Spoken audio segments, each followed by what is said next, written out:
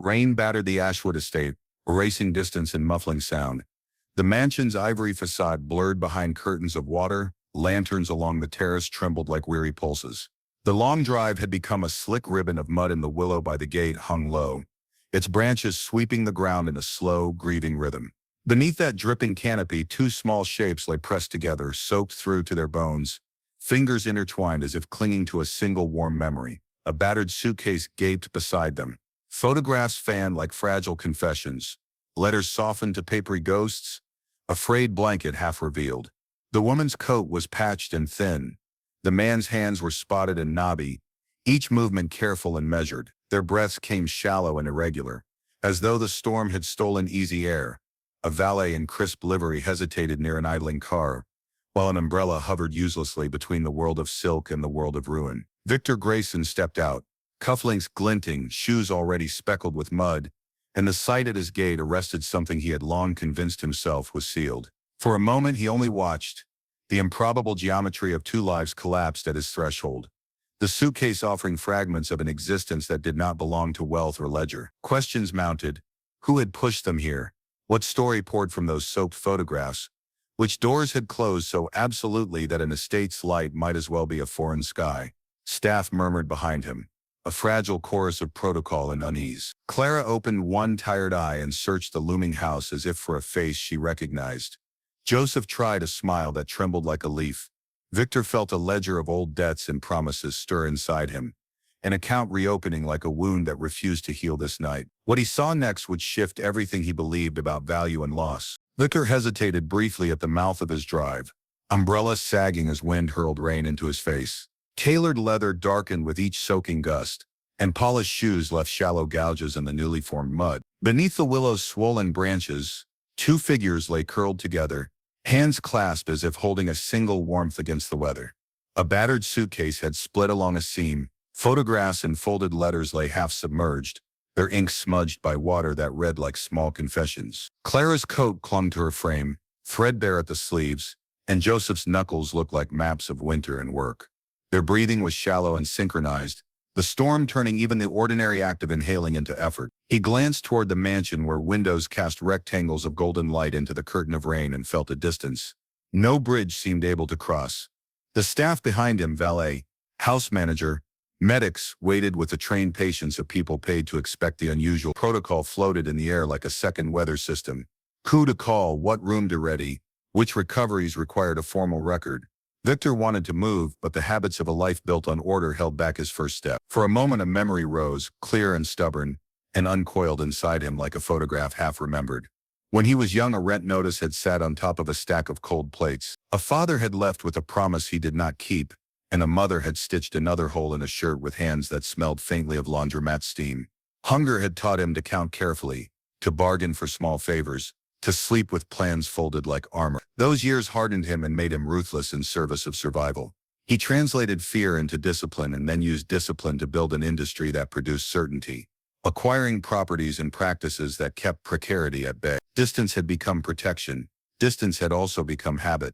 The medic moved first and acted with quiet competence. She checked pulses and pupils, murmured into a radio, and reported a low temperature that required immediate attention. Blankets were unfolded and wrapped around shoulders.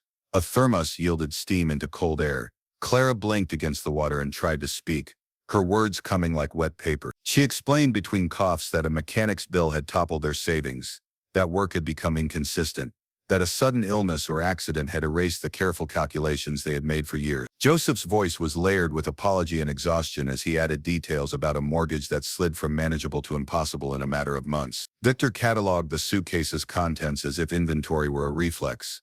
A frayed blanket, a hospital wristband stamped with a faded name, a church program with a penciled date, a child's crayon drawing with a crooked signature. A letter contained a hurried apology and a promise to return when the farm was righted, ink blurred where rain or tears had touched the page. The photographs showed ordinary scenes, neighbors on a porch, a boy blowing out candles, a woman with flour on her hands, and each small item stitched a life together with stubborn human detail that resisted being reduced to a case file. Practical solutions queued in his mind like items on an expense report, vouchers for temporary shelter, calls to social services, a modest check to cover immediate needs.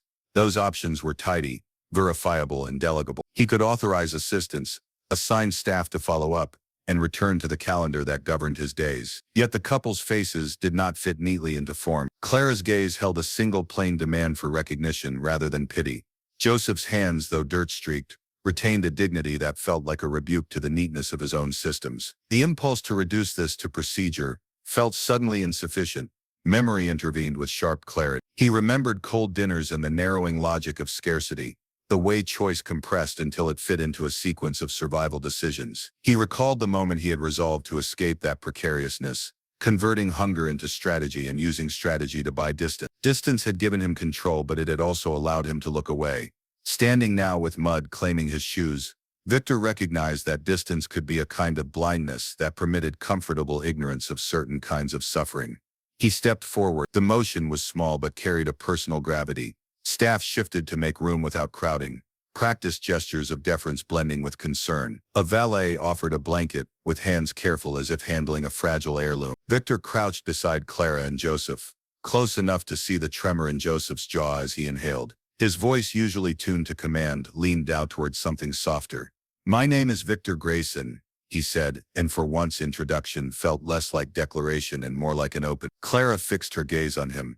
For a heartbeat she appraised him not through the currency of his suit but through the currency of shared need. She named a town and a son. Joseph filled in fragments about a house that had been sold quickly and neighbors who moved away 1 year at a time. Victor pictured the small scenes suggested by the photos. A kitchen that smelled of boiling potatoes in winter, a porch light that guided latecomers home, children clustering around a radio. The couple's past arrived in tactile images, ordinary and durable, and struck the parts of him that had been trained to calculate margins rather than measure moments.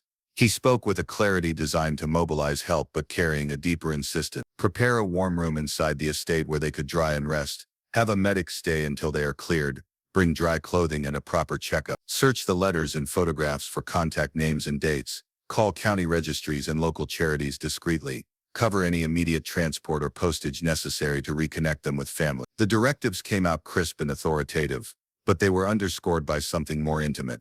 A refusal to let this night dissolve into a tidy item on a report. While the staff set plans in motion, Victor lingered at the willow's edge, watching rain strike the scattered pictures and blur edges that had once been sharp. He bent and picked up a photograph the branches had nearly swallowed. A child laughing on a stoop, hair wind-tossed, eyes bright with mischief. He held it between fingers that smelled faintly of leather and rain, and for a moment did not think about optics or return on investment. He felt instead a plain human tug, a recognition that some responsibilities had nothing to do with reputation and everything to do with remembrance. A manager approached with immediate options. Victor listened, then added specifics. Contact a trusted social worker. Authorize a short-term fund for medical clearance. Secure transportation should family be located. He surprised himself by asking for one more thing. A quiet corner inside, where the couple could eat and speak without the bustle of staff. The request was intentional and aimed at protecting dignity, rather than creating spectacle. As medics' warmed bodies and blankets absorbed the cold, Joseph managed a thin joke that earned a soft laugh from the medic, and Clara brightened when a cup of tea arrived. Outside, the rain continued its steady script across the estate, relentless and indifferent. Under the willow, however, a different unfolding had begun. A man of means deciding to let memory and responsibility guide immediate action, turning a moment of shock into a step toward repair and a longer reckoning that would stretch beyond the storm. Victor watched as the staff became a single, efficient organism. A manager barked instructions with low urgency and compassion.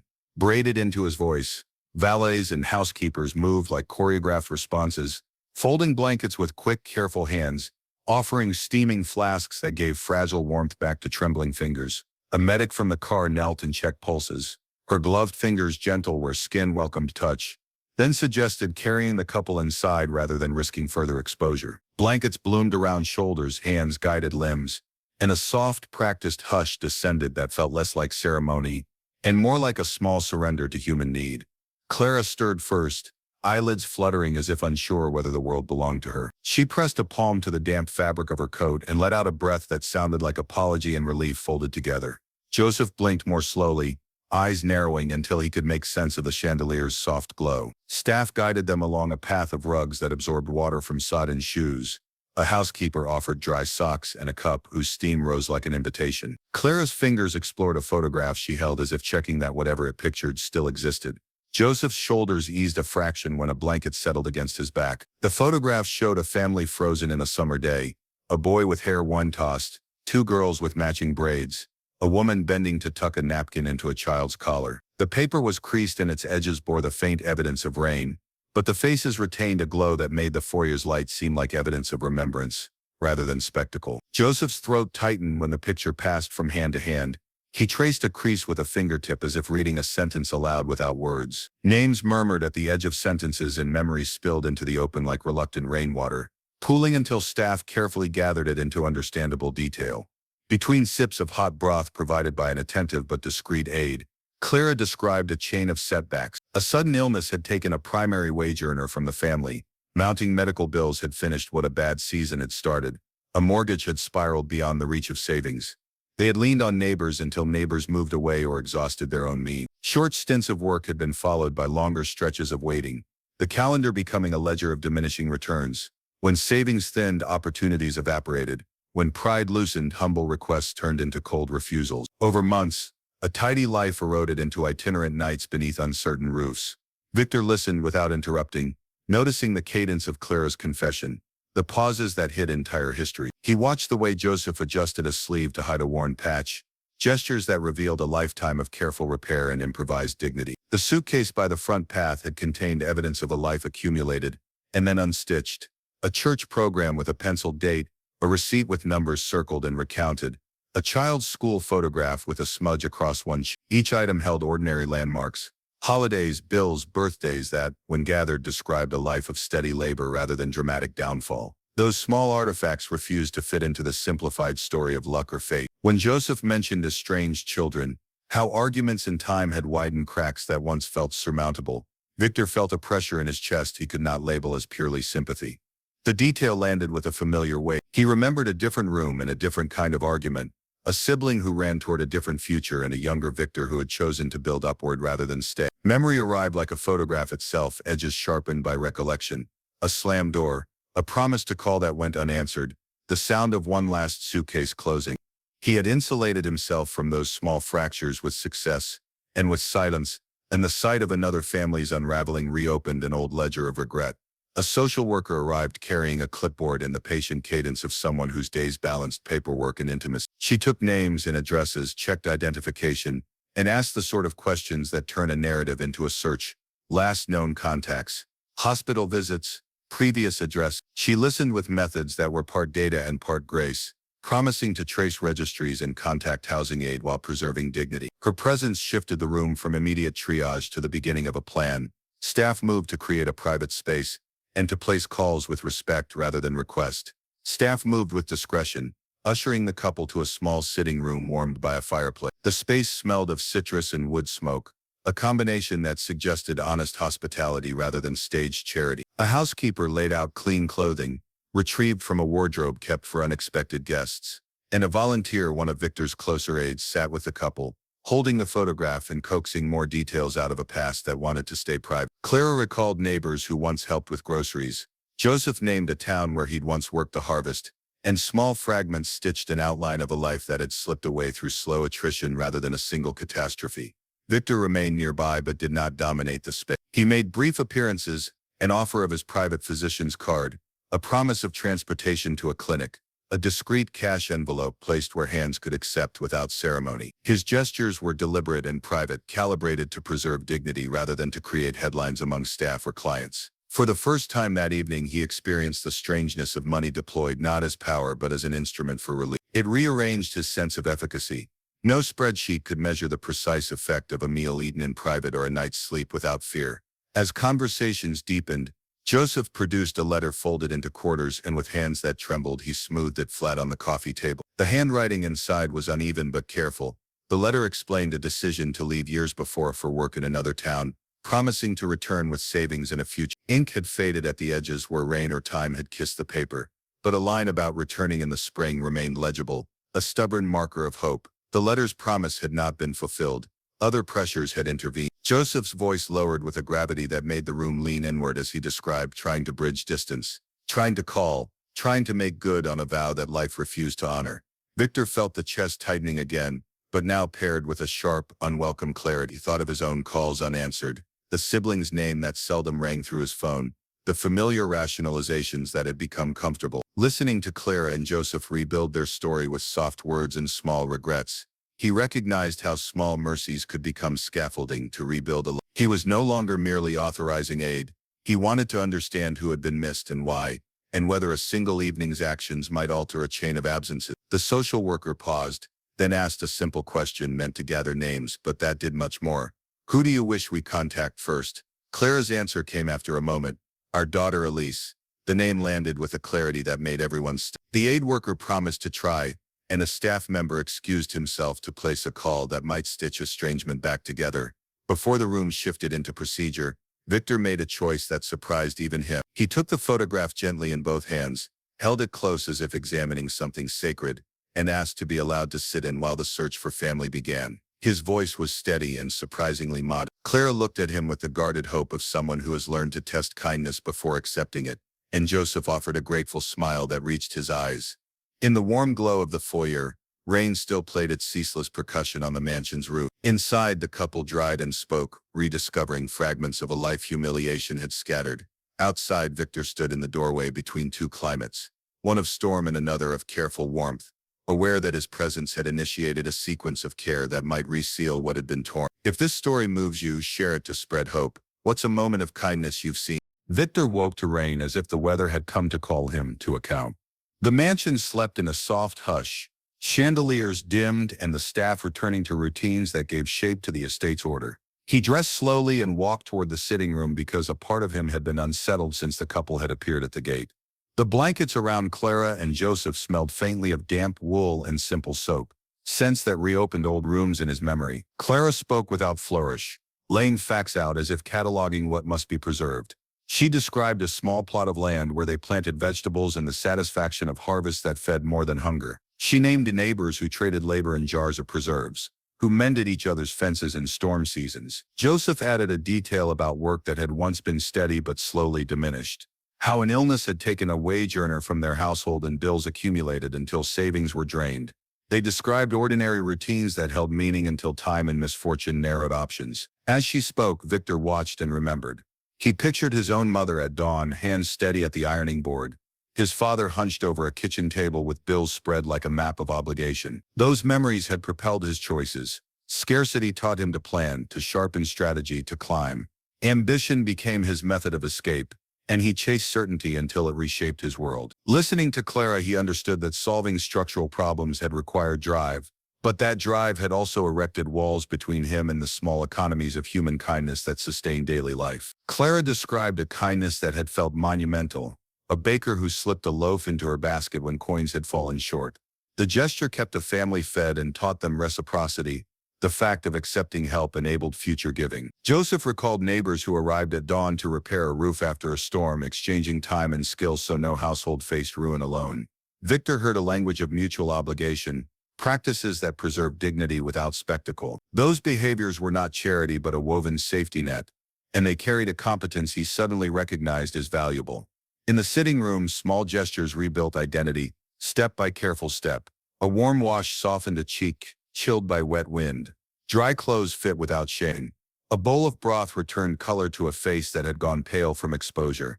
Joseph hummed an old tune and Clara corrected its rhythm with affectionate precision. Their private choreography reasserted roles that mattered more than any single infusion of cash. These domestic recoveries reinstated spouse, neighbor, parent functions that provided meaning and anchorage in ways money alone could not. The room drew him into a ledger of private regrets. He recalled a long argument with a sibling that ended in silence. He had justified distance as necessary for achievement and assumed time and success would make reconciliation easy. Now those rationalizations revealed themselves as choices that cost him human connection. The couple's stories reframed his calculus.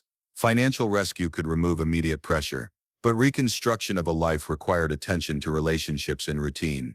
Victor stepped forward and asked questions in a gentler register than his executive voice. He learned the couple had a daughter named Elise and a son who had left for the city years before. The suitcase at the Willow had carried photographs and a folded letter promising return, evidence of postponed commitments rather than final abandonment. Clara and Joseph explained how pride had delayed asking for help, how neighbors had thinned over the years, how simple requests grew harder to make.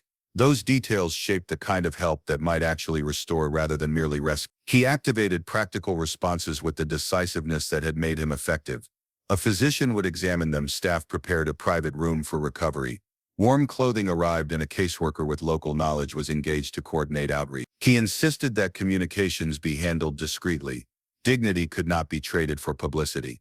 These measures were necessary, yet Victor felt they would ring hollow if they stopped at emergency assistance alone. Clara's recollections emphasized texture, the way life felt rather than its headline events. She spoke of the ritual of washing sheets so they smelled of soap and sunlight. She described a summer dance in the town hall where neighbors cheered and faces glowed under string lights. Those sensory details revealed dignity embedded in ordinary practice. Victor realized rebuilding would require attention to textures, not merely to addresses or bank transfers. Restoration meant reconnecting people to rituals that affirmed identity. He instructed staff to plan beyond a single night. The caseworker would search registries and contact local charities focused on dignified assistance. Interim housing would allow autonomy rather than confinement. He requested that any financial help be routed through established social services, to avoid spectacle and to ensure safeguards that preserved agency. His directives combined executive efficiency with a newly articulated insistence. Actions must honor competence and restore routines that anchor life. While staff enacted these measures, Clara offered a vivid small story of youth. She recalled a day when Joseph fixed a porch swing before guests arrived and neighbors turned up with pies and jokes, transforming an ordinary evening into an occasion that sustained memory for years. Victor watched the couple exchange looks charged with private humor and sorrow and understood that such moments composed a life more meaningfully than grand gestures. Memory, he learned anew, reconstructs dignity more reliably than headlines. The scent of wet wool and the flicker of the fireplace anchored conversation to the present and the past. Victor felt compelled to reconcile private ledger with public action. He contacted a community coordinator who ran garden programs and arranged for possible involvement should the couple desire it. He promised the caseworker time and resources to pursue family leads and authorized a modest fund for immediate stability while stipulating that it be administered in ways that preserved privacy. By late afternoon, plans moved from intention to detail. Transportation options were outlined, medical follow-up scheduled, and outreach protocols established to minimize embarrassment and maximize the chance of reconnection. He requested options for the couple to re-engage in small routines should they wish. Gardening shifts or volunteer kitchen work, pathways to restore autonomy rather than impose dependence. Clara's eyes filled with guarded hope, and Joseph offered a reserved smile that carried gratitude without indebtedness. Outside, rain continued its steady work, softening the estate's edges into softened lines. Inside the sitting room, a different weather passed, a slow clearing that follows admission of accountability. Victor stood at the threshold, aware that this night would not be a single item logged and closed. He resolved his involvement would extend beyond immediate succor. He would commit resources, time and attention toward restoring a life framework rather than merely removing acute discomfort. He also resolved to reach out to his estranged sibling, not to lecture but to bridge the gulf, to invite conversation, to listen. He would visit the couple regularly, learn names of neighbors, and support a modest plan that returned routines and choice. The storm would pass, but he intended the aftermath to be measured in renewed ties and durable care and healing. The public address system cut through murmurs like a bell. Board of Directors meeting now commencing. Chairman Marcus Hayes presiding. Conversation stopped. The lobby felt as if its air had been folded. Daniel's confident color drained with the announcement, a slow unravel exposing the theater of his earlier certainty. Cameras tilted and phones shuffled as marble became a thin membrane between recorded spectacle and real authority. Marcus still wore the jacket and jeans that had initiated the confrontation. The casual attire contrasted with formal titles yet reinforced a lesson he intended to deliver. Authority is measured by action, not wardrobe. He moved to the lobby's center and paused with palms visible, a posture meant to de-escalate, then to reframe the unfolding narrative. The crowd rotated its attention from scandal to hearing, sensing the shift from accusation to accountable oversight. Marcus's voice was calm, measured, and precise, as he addressed staff and patrons alike, choosing language that demanded repair rather than mere vindication. Daniel attempted explanation, fragments of policy and nervous stammers layered where confidence had been. He invoked procedure and risk thresholds but failed to account for the human cost of a public decision that had already damaged reputation. Marcus listened, allowed the manager's words to finish, and then announced that Daniel's employment would end immediately for discriminatory conduct and for destroying customer property. The statement landed like a gavel. Security moved forward as administrative conclusion translated into concrete action. Emily's live stream surged as the announcement reverberated beyond granite walls and into wider feeds. Viewer counts leapt in the chat filled with shock, support, criticism, and demands for accountability. Clips from her feed began to appear elsewhere, stitched into commentary that accelerated the incident beyond the bank's immediate geography. Bank staff watched the digital ripple collide with corporate reality, an intersection Marcus had expected and planned for as part of a broader corrective response.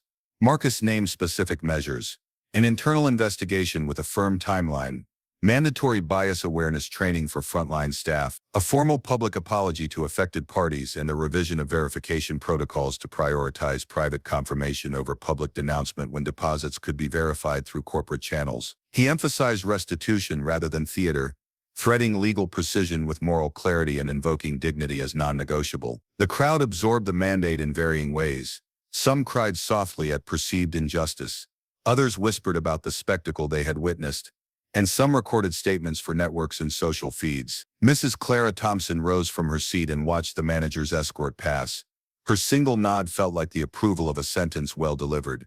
Patrons who had been bystanders earlier now understood themselves to be witnesses implicated in a moment that would be told and retold. Legal counsel circulated near the periphery, taking notes, cataloging statements, and preparing the documentation that would support both internal review and any external inquiries. Public relations staff drafted measured messages for the unfolding media cycle as Marcus insisted that communications avoid minimizing harm and instead commit to tangible repair. He demanded immediate outreach to affected clients and direct assistance. He ordered that shredded fragments be preserved and cataloged for legal examination so recovery efforts could proceed with full evidentiary integrity. Executives began coordinating logistics for immediate remediation while telling staff to maintain composure and to offer private apologies to those impacted. Marcus asked that the bank prioritize restitution and expedite any reclamation processes that might restore funds or provide interim relief to affected customers. He articulated a framework for transparent inquiry, swift fact-gathering, protective measures for victims of bias, and public reporting on progress and outcomes. As directors prepared to convene upstairs,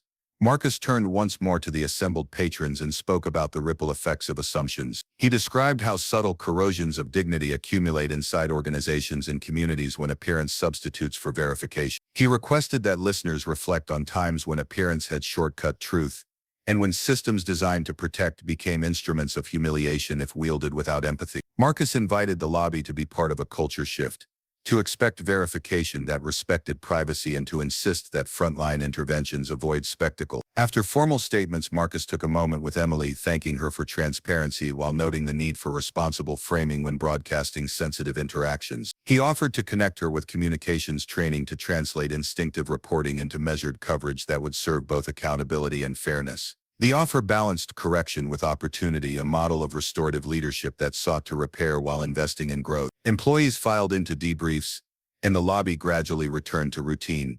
Chairs scraped and conversations resumed, yet the texture of the day had changed. Marble and chandelier were no longer symbols of wealth alone, but a stage where institutional ethics had been publicly examined. Marcus prepared to carry the episode into the boardroom at 3 o'clock, where immediate directives would be formalized into policy changes. What began as casual dismissal had become an interrogation of institutional reflexes and an opportunity to demand better practices. The revelation reverberated across devices and conversations, leaving an aftermath where accountability would be measured not only by termination but by the depth and sincerity of reforms. In the minutes after the announcement, small clusters formed as patrons discussed what justice required beyond a headline. Some customers expressed relief at swift action, while others worried about the possibility of overcorrection that might constrict discretionary judgment in future legitimate security concerns. Marcus acknowledged those nuances, asserting that policy must both protect assets and preserve human dignity, a balance that required deliberate redesign rather than ad hoc responses. He stressed that training without enforced accountability would be insufficient.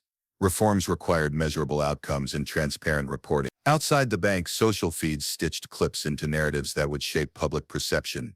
Editors chose frames that suited arguments about bias or about prudence. Marcus understood his obligation to shape the factual record precisely to prevent distortion by quick takes and partisan montages. He scheduled specific language for the board that would document facts, delineate responsibilities, and establish performance metrics to ensure compliance with the new directive. The morning's events had created a public test of institutional commitments, and Marcus intended to transform reaction into durable improvement. Staff who had felt humiliated by the spectacle received private briefings and were coached on how to address customers impacted by the incident. Marcus insisted that customer service include mechanisms for immediate remediation and that complaint channels be simplified to reduce friction for those seeking redress. He scheduled follow-up meetings with human resources, legal, and operations to ensure the bank's actions would match its statements. As the clock tightened toward the board meeting, the lobby no longer buzzed with simple curiosity. It carried a sober cadence of expectation and responsibility. Marcus stepped aside briefly to sign documents that would formalize the investigation's scope and to authorize expedited customer outreach. He glanced at Mrs. Clara, who offered a small smile. Her quiet presence felt like an anchor amid the day's turbulence. By the time Marcus ascended to the boardroom, the narrative had shifted. What had been a humiliating public act transformed into an institutional reckoning and a potential turning point for better practice. Executives brought the incident into sharp focus and prepared to act in ways that would signal both accountability and reform. Victor began rearranging his days with the precision he once reserved for spreadsheets, declaring whole mornings off the calendar and asking aides to defer meetings that could wait. The rain followed him like a refrain, tapping at windows while he moved through corridors that had recently felt like stages for presentation rather than rooms for conversation. He traded boardroom urgency for slow visits to the guest wing, where Clara and Joseph now slept, and listened as they rebuilt a language of ordinary life. Mornings found him sitting across from Clara as she described seed rows and the measurement of small things, and afternoons found him quietly carrying a basket of clean shirts or bringing broth to a bedside. These acts unsettled his former appetite for spectacle. He discovered that presence, unadorned and steady, altered outcomes more effectively than occasional headlines. On a routine afternoon, while the staff sorted belongings and photographs, he unfolded a letter from the battered suitcase and read handwriting that smelled faintly of hope and weathered patience. It was a father's note addressed to a child, promising return after a seasonal job that would secure a future, lines written with the slow confidence of someone who believed time could keep promises. The letter's specifics were modest: money saved a little at a time, plans to send more when harvest money came in, but the promise itself was capacious. A moral architecture built of small commitments. Reading those words, Victor felt the familiar ache of a promise he himself had failed to keep. He remembered a sibling waiting on a call, a suitcase left packed, and conversations deferred by ambition. The memory reframed his understanding of assistance. Money alone could relieve immediate need, but repair required attention to trust and repeated small gestures. He called his philanthropy director and insisted the firm pivot from headline grants towards sustained partner-led programs rooted in local knowledge. He argued for funds structured as modest endowments under community oversight and for housing solutions that emphasized privacy and neighborly integration rather than charity spectacles. Executives pushed back at first, concerned about metrics and visibility, but Victor pushed harder, framing the argument with precise contingencies and requests for pilot evaluations. He also changed personal routines. He blocked mornings for casework and set aside evenings for family outreach, drafting letters he intended to send himself rather than delegating every expression of concern. At the estate, he met with a local coordinator who ran a garden program and asked how best to create opportunities that honored skills rather than imposed tasks. The coordinator suggested community kitchen shifts and a plot rotation that allowed elders to mentor younger gardeners, restoring dignity through contribution.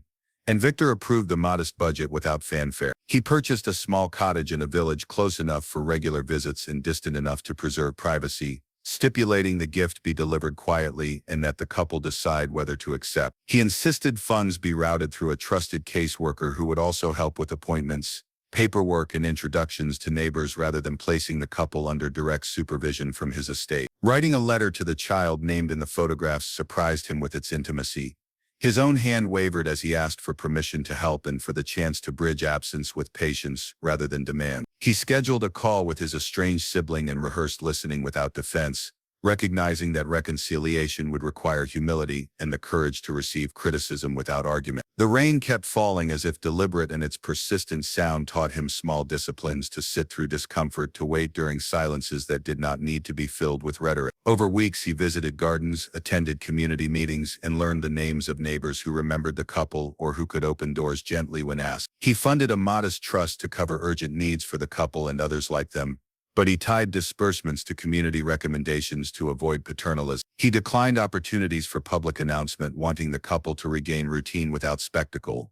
His advisors called it humility, but he thought of it as simple respect. Joseph began to garden with a volunteer team, and Clara shared recipes in the community kitchen, small daily responsibilities that spoke louder than any sum of money. Victor watched their confidence return and noticed how a few repeated tasks knit identity back together in ways a ledger could not measure. He also felt his own life settled differently. Achievements retained their value but no longer occupied the center of his attention. At night, he wrote messages with a steadier hand and waited for responses that sometimes met him with grace and other times with silence, learning patience anew. Plans for a permanent home were drawn with practical detail: a cottage modest in scale, adaptations for mobility, a small plot for vegetables, and a local contact to manage day-to-day needs, arranged to ensure the couple could thrive on their terms. By the time clouds thinned and sunlight slanted across the estate lawns, Victor had enacted not a single grand transformation, but a series of quiet commitments that might over time restore what absence had eroded. He had shifted from a posture of giving as display to giving as repair,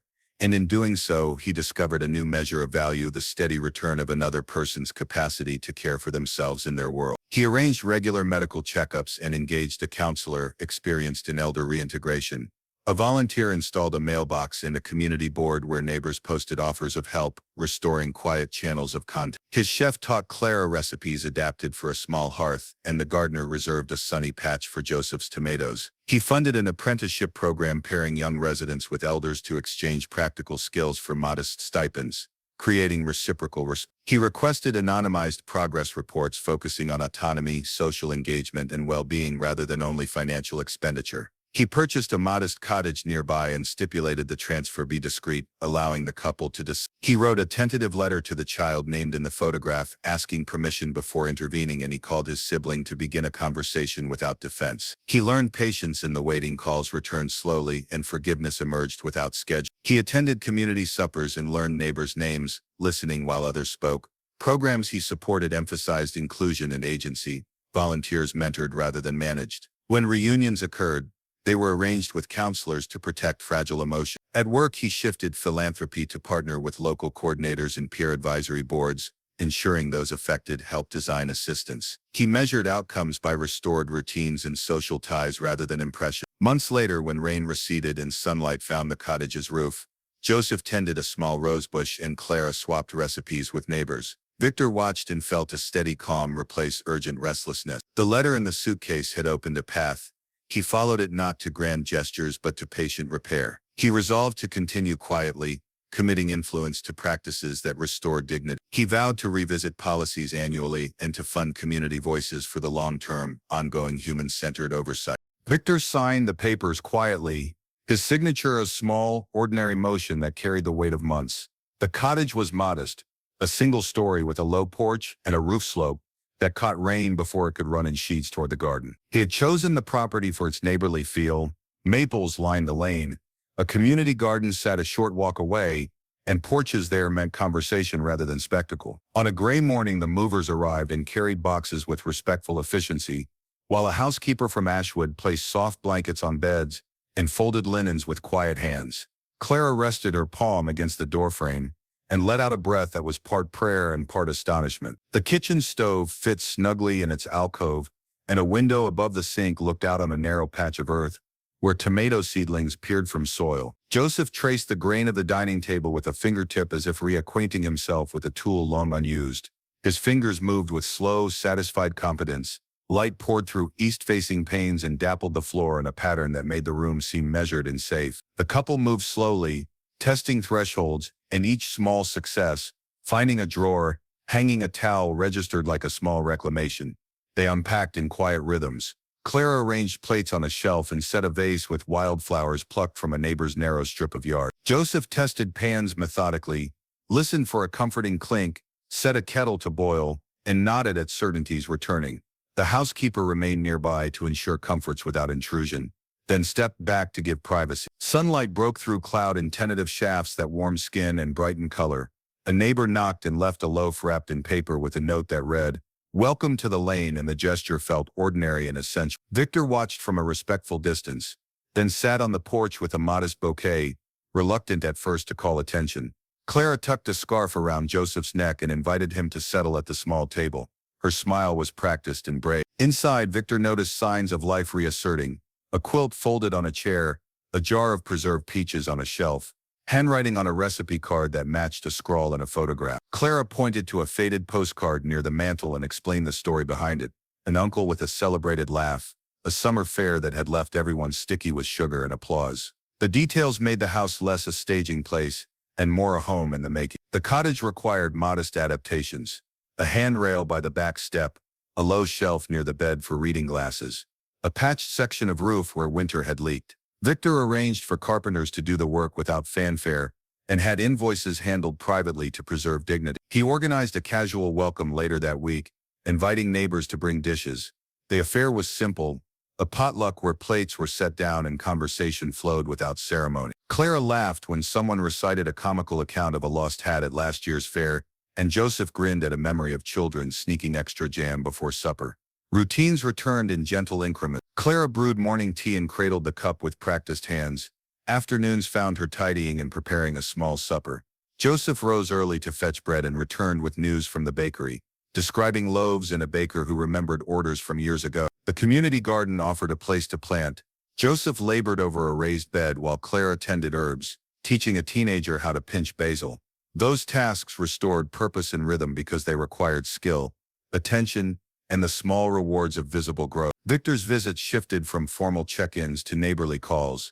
He sat at the kitchen table while Clara recounted a cousin who could fix any radio, and Joseph complained about the oddities of modern seed packets. He learned to read small cues: the angle of Joseph's elbow when tired, the way Clara refused a second helping when uneasy, and adjusted with practical attention rather than grand gesture. He brought simple things: an old radio tuned to a local program that played the songs Clara liked, a jar of preserves she had admired during their first meeting, a stack of seed packets the gardener recommended. Each modest gift signaled understanding more than any headline. Neighbors began to rely on the couple for small services. Clara's pies became a requested contribution at community suppers, and Joseph's steady hands fixed a neighbor's fence after a storm. The raised bed yielded tomatoes that earned compliments and smiles. Young people came to learn skills and elders offered stories, turning the garden into a place where exchange rebuilt social capital. Victor arranged discreet reimbursements for utilities and small stipends for volunteer coordinators, so effort would not be lost to cost. He insisted all support be administered with local oversight and framed as invitation rather than charity. On a clear morning, sunlight spilled across the cottage and the garden smelled of wet earth and green shoots. Joseph planted seeds with a volunteer kneeling beside him, arranging rows with meticulous care. Clara selected photographs she might mail if reconnection with family occurred, promising herself to send a set if the chance arose. The cottage looked lived in, not staged. Objects bore the marks of use and care. The scene held a quiet authority, life remade through ordinary acts. Victor felt an inward shift that surprised him with its softness. Watching routines reknit identity made corporate metrics feel inadequate. As measures of value, profit margins no longer supplied the satisfaction that came from another person's regained capability. He lingered longer on visits, and sometimes stayed for supper, tasting a stew Clara prepared and listening while Joseph recounted a small triumph in the garden. He came to understand that a meaningful legacy included the steady return of a neighbor's agency, and he instituted structural measures, a modest trust to cover urgent needs for the couple and others like them, administered through community recommendations to avoid paternalism, funding for a mentorship program, pairing elders with youth, discreet housing assistance managed by local coordinators. These interventions emphasized autonomy and integration rather than dependency. Victor declined publicity, preferring that help remain private and focused on outcomes measured by restored routines and strengthened ties. The harvest fair invitation arrived on a Sunday. Neighbors gathered under tents, tables bearing pies and preserves. Clara accepted with a cautious smile and Joseph nodded, as if committing to a small duty. They walked to the fair flanked by neighbors who had become friends and by a community ready to include them. Victor stood on the lane watching their figures move in the warm light and felt the estate recede, What remained was the village where ordinary exchanges wove people together. That evening, as maple shadows lengthened and the lane bathed in a soft glow, Clara placed a small tray of biscuits on the porch and Joseph straightened the chair, as if someone might stop by. Victor paused before walking back to his car, thinking how the cottage's modest life offered a lesson value can be counted in regained competence, in neighbors who remember names, in the quiet satisfaction of bread shared. He understood his role had changed from benefactor to neighbor and steward, a presence that catalyzed repair and then receded to allow autonomy. He felt peace settle like sunlight across the porch, certain that small, steady kindness could reshape futures in life. If this story inspires you, comment your own story of kindness. Let's spread hope. Victor visited Clara and Joseph in the cottage on an afternoon, when rain thinned to a soft hush and the sky lightened toward clearing. The porch light glowed like a steady promise. Windows reflected damp leaves in the warm interior. He stepped inside to the scent of simmering stock and wood smoke, to a room arranged with practical care and small objects that made the place unmistakably theirs. Clara rose and greeted him with a slow, steady smile that felt like cautious sunlight. Joseph shook his hand with the deliberate politeness of someone who measures motion before trusting it, and the two sat with him, as if receiving an ordinary visitor rather than a benefactor. They settled around a low table where cups steamed and biscuits sat on a simple plate. Conversation began in ordinary ways about recipes, about a neighbor's tomato patch, then loosened into stories that reached deeper. Clara recounted a night when candles lit porches, so the lost could find home and neighbors shared pots of stew. Joseph recalled teaching a boy to tie a proper fishing knot and the laughter that followed. Victor listened and, when prompted, offered a memory of his own. A pair of shoes lent on a bleak morning that changed how he imagined possibility. The admission felt thin and honest rather than dramatic, and Clara reached across the table to touch his sleeve with quick, practical affection, as if to confirm a human ledger had balanced in an unexpected way. Outside, rain faded to rare beads on leaves and the cottage's lamps cast a golden film across wooden floors. A radio played a program with a song that made Clara hum. Joseph told careful stories about tools he had once mended and domestic engineering that kept households running. Victor laughed easily, the sound less rehearsed than his polished humor in meetings. The couple's ease reminded him how ordinary acts restored dignity more effectively than grand announcements. That evening, a caseworker delivered a letter in a sealed envelope. A daughter had recognized a photograph online and written to ask whether the faces were hers. Clara's hands trembled as she opened the pages. Joseph's shoulders rose and fell with a mix of hope and fear. The letter contained a name, a memory, and a bent apology. It opened a fragile possibility of reconnection. Victor watched and felt the room fill with a cautious brightness, the kind that arrives not from spectacle but from the chance of mending a long absence. He had scheduled a meeting with his sibling the next day, a conversation long deferred by ambition and timing. Preparing felt humbling. He wrote nothing to rehearse lines but instead drafted a few clear intentions. Listen without defense, admit past absence, offer consistent contact rather than demands. The meeting would not be theater but the beginning of patient work. At a quiet cafe under a low awning, rain whispered on the roof while steam lifted from cups. His sibling arrived with a guarded expression that softened as conversation unfolded. They spoke first around practical matters, work, mutual acquaintances. Then Victor laid out truth plainly. Nights in cramped rooms, hunger that taught prudence, choices made to build a life at cost. He avoided excuses, acknowledged absence, and asked for permission to rebuild trust slowly. The exchange was not cinematic reconciliation. There was no sudden absolution, only the slow, careful trade of honesty for a willingness to try again. Questions arrived, sometimes sharp, and Victor answered with brief admissions and offers of small commitments. Regular calls, shared meals, no grand gestures without consent. The meeting ended with a plan for another short talk and an agreement to try modest contact, a beginning both fragile and real. Weeks passed. The cottage settled into routines that looked like ordinary life. Clara swapping baking tips with a neighbor, Joseph repairing a gate, and feeling pride at its renewed swing. Victor visited on weekends to help with errands, bring supplies, or sit quietly while the couple shared memory. He also kept the new habit of meeting his sibling for brief, honest conversations, slowly rebuilding a language of accountability and shared past. Each small contact softened edges and opened paths toward trust. He learned to ask neighbors for insight, to let local voices guide long-term support, and to measure success by restored routines rather than publicity. He often sat in evenings with a notebook where he listed commitments that felt more like promises than transactions. A monthly call, a hand-delivered parcel of preserves, a time set aside to listen without interruption. Those small obligations built trust in increments. He learned the names of neighbors who checked on Clara and Joseph between visits, and he paid attention to the rhythms that indicated needs rather than imposing solutions. He enjoyed watching a youth apprentice grin when Joseph showed how to plane a board and took pleasure. One sunlit afternoon, when clouds had mostly cleared, Victor invited his sibling to the cottage for a modest lunch. Neighbors contributed dishes, plates arranged without ceremony, and a radio played in the corner. Conversation included stories of past mistakes, straightforward apologies where needed, and gentle laughter at remembered follies. The tone remained ordinary, free of imposed sentimentality. Presence, more than words, did the work of stitching. Seeing his sibling speak to Joseph with easy warmth felt like a milestone. Clara smiled at small commonalities, a shared love of gardening, a remembered joke, and welcomed the quiet hospitality. The couple accepted the new threads with guarded gratitude, offering hospitality rather than performance. The scene felt like the beginning of a community that could hold imperfect people while allowing them to repair. Victor adjusted his role. He became someone who initiated contact and then stepped back, offering resources and presence without directing outcomes. The cottage had become a locus for slow recovery and a place where relationships might be rebuilt at human pace. He learned to ask neighbors for input and to let community decisions guide ongoing care, and to measure success by restored routines rather than publicity. Outside, rain retreated as sunlight embroidered the garden with bright threads. Inside, lamps glowed and teacups clicked softly. The cottage felt like a small sanctuary where ordinary acts, shared meals, repaired fences, seedlings planted mattered more than announcements. Victor's priorities had shifted. Value now included patient repair, neighborly accountability, and time spent listening. When family reconnections progressed, they were arranged with care.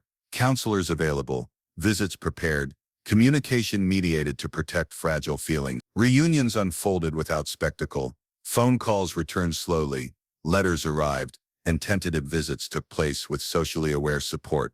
Not every gap closed, but many softened under patient tending. Victor watched the couple join community rhythm. Clara's pies became part of local suppers. Joseph taught neighbors simple carpentry tasks, and young people apprenticed beside them. The garden yielded tomatoes and conversation. Routines returned in modest, sustaining ways. Victor felt peace in this outcome. Influence used not to dominate, but to catalyze repair, before receding to let autonomy grow. The cottage glowed as dusk fell, a small pool of warmth against a landscape that had weathered storm. Victor stood on the porch and watched his sibling walk home with a neighbor's wave exchanged, feeling that reconciliation required repetition, rather than theatrical triumph. He had moved from immediate rescue to ongoing stewardship, from transactions to relationships that heal slow. The transformation was not dramatic but honest, ties mended through presence, respect, and time. If this story touches you, subscribe to share more stories of hope. What's a bond you've rebuilt? Victor became a regular on Clara and Joseph's porch, arriving with a quiet rhythm that matched theirs. Mornings found him bringing bread warm from a nearby bakery. Afternoons saw him reading while sunlight pooled on the table. And evenings ended with conversations that moved from small details to larger reflections on how lives mend. The cottage had settled into a steady cadence. Curtains drawn early for naps, a kettle always warm, and neighbors dropping by with jars or news. Outside, Ashwood's mansion lawns had begun to dry, after weeks of relentless rain. The estate shimmered with a late light that made hedges look like trimmed waves. Where mud had clung, there were now faint paths. Puddles reflected a sky that shifted from pewter to gold. The weather's change felt like an apt metaphor. Storms had washed certain things away and revealed others under clear air. He spent time cataloging pleasures he had previously overlooked. Clara's laugh when a kettle sang, Joseph's care in mending a splintered bench, the way neighbors greeted each other by name. Those details accumulated into a deeper appreciation for ordinary life. Wealth had once been his measure of security. Now it functioned as a means to enable connections that respected autonomy. He no longer measured success exclusively by returns or headlines. Instead, he tracked restored routines and quiet dignity. Clara and Joseph thrived in ways unrelated to publicity. They hosted neighbors for simple suppers, swapped recipes, and welcomed apprentices eager to learn practical skills. A small harvest festival organized by the Lanes celebrated their tomatoes and Clara's pies. Neighbors set tables under lanterns while children chased each other between crates of produce. Laughter filled spaces that had once held only quiet hardship. The couple's faces softened, lines eased, eyes brightened, and movement gained confidence as routine returned. Victor's role evolved into steady stewardship rather than dramatic rescues. He attended community meetings, listened to coordinators, and funded modest programs prioritizing dignity. A discreet trust was established, administered with local oversight to address urgent needs for elders like Clara and Joseph. The trust favored neighbor recommendations so resources responded to actual needs rather than assumptions. He insisted support remain private to preserve privacy and agency. His private life adjusted too. He called his sibling regularly, replacing silence with small, meaningful exchanges. They met for modest lunches, shared awkward apologies, and slowly rebuilt language that had once been weaponized by pride. Reconciliation required patience. Progress arrived in small steps and tentative promises kept over time. At the cottage, new rhythms sustained recovery. Joseph's carpentry projects repaired fences and made benches for neighbors. Children watched and learned how to measure wood and sand edges until grain glowed under palms. Clara taught baking techniques to adolescents who had never handled dough. Flour dusted forearms and warmed cheeks. Apprenticeship created exchange. Elders offered experience. Younger people provided labor, and cross-generational ties knitted community. Victor organized a mentorship program pairing elders with local youth, funding materials and modest stipends through the trust. He prioritized practical skills, baking, carpentry, gardening that fostered competence and dignity. The mentorships were informal and neighbor-led, relying on volunteers and simple agreements that honored participants' expertise. Success was measured in completed projects, new friendships, and skills passed along rather than press releases. Months passed and the couple's social network widened subtly. Letters arrived with tentative apologies and invitations to visit. Some reconciliations flourished, others remained fragile, but reconnection became possible where it had been absent. Clara and Joseph navigated reunions at their own pace. The cottage remained a place of choice, not obligation. Victor's sense of purpose expanded into structural change. He reoriented philanthropic work to support community-led initiatives, coupling funding with long-term local governance. He partnered with organizations that understood context and designed respectful interventions, adjusting metrics to capture autonomy and resilience, rather than visibility. His team learned to listen to neighbors and defer design to local knowledge. As summer warmed the lane, Clara and Joseph hosted a modest open table for neighbors to celebrate a small harvest. Voices rose and music drifted from a radio. Children darted between crates while elders compared recipes and planting notes. The event felt like a small victory, a community reasserting itself through mutual aid and shared meals. Not spectacle. Victor lingered at the edge of that circle, grateful without fanfare. He had learned that true impact required patience, humility, and the willingness to cede control to those most affected by decisions. The couple's thriving life became its own testament, restoration rooted in routine, care, and trust. He recorded notes in a small journal, neighbor names, modest improvement requests, ideas for sustaining mentorships, and used that list to guide discreet support. He sometimes imagined a grander telling with headlines and accolades, but he preferred the quieter truth, neighbors remembering names, elders teaching, children learning to measure and mend. That reality felt more sustainable than any public display. The lawns drying under golden light mirrored his internal clearing, urgent pursuits settling, leaving a clearer sense of what mattered. One evening, as dusk softened into warm blue, Clara set a cup of tea for Victor and Joseph offered a slice of pie. They sat under a sky washed clean, conversation easy and unforced. He thought of how a single night's shock had redirected months of procedure into patient care and how measured choices had created durable change. He watched the couple laugh at a memory and felt gratitude swell. Their renewed life was not his to own, but his to cherish and protect from the glare of publicity. He stood to leave and lingered on the porch, listening to crickets begin their chorus while lamps glowed behind him. The cottage shimmered in lamplight, and across the lane small signs of repair glowed like quiet beacons. Before he left, he smiled and said in a half-joke to the small circle, "What happened next will shock you. Stay tuned for more stories." Then paused, savoring the small performance of a cliffhanger. He walked away feeling that kindness is ongoing work rather than a single act. In the months that followed, Victor set modest practices to sustain progress. He convened neighbor meetings to set priorities, funded a shared tool shed, and installed a community board for offers of help. Support was routed through local coordinators, and anonymous disbursements were used when appropriate, preserving dignity. Reports emphasized restored routines, apprentices completing terms, elders attending garden shifts, neighbors sharing meals. Small stories multiplied.